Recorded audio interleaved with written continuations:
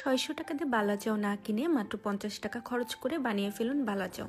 ঘরে বানানোটা বেশি মজা হয়, কারণ আমরা যেটা কিনে থাকি সেটার মধ্যে পেঁয়াজ রসুন কম দিয়ে সেখানে আলু ব্যবহার হয়। আলু ব্যবহার করে তাদের কষ্ট কমে যায়, তারপরেও তারা অনেক বেশি দাম রাখে, যেটা একদমই ঠিক নয়। সো আপনি বাসায় বানিয়ে ফেলুন, এটা খেতেও অনেক বেশি মজা হবে এবং টাকাও কম লাগবে। প্রথমে চিংড়ি শুটকিগুলাকে গরম পানি দিয়ে ভালো করে ধুয়ে নিতে হবে, যাতে ভিতর সব বালিগুলা চলে যায়। পেঁয়াজ রসুন এবং চিংড়িগুলাকে আলাদা করে ভেজে নিতে হবে, যাতে তিনটাই একদম ক্রিস্পি হয়, ভিতরে কোনো নরম অংশ না থাকে। এগুলোকে যদি আপনি ডুবো তেলে ভালো করে না ভেজে রাখেন তাহলে এটা অনেকদিন থাকবে না। সো আপনি বেশি দিন এটাকে রেখে খেতে পারবেন না। আমার মতো লবণ নিয়ে আমি আগে একটু ভেজে নিব, এরপরে 2 টেবিল স্পুন সরিষার তেল নিয়ে নিব, তারপর চুলাটা অফ করে দেন 2 টেবিল স্পুন আমি এখানে মরিচের গুঁড়াটা নিয়ে নিব, তারপর এটাকে ভালো করে মিক্সড করে নিব। তেল এবং মরিচ ভালো করে মিক্সড হয়ে গেলে এর মধ্যে ভেজে রাখা চিংড়িগুলো অ্যাড করে দিয়ে এটাকে আবারও মিক্সড করে নিব, যাতে চিংড়ির মধ্যে লবণ এবং ঝাল দুইটাই ভালো করে মিশে যায়। এরপরে ভেজে রাখা ব্রেস্তাগুলো অ্যাড করে দেব। ব্রেস্তা অ্যাড করে দেওয়ার পরে এর মধ্যে কিছুটা চিলি ফ্লেক্স দিব,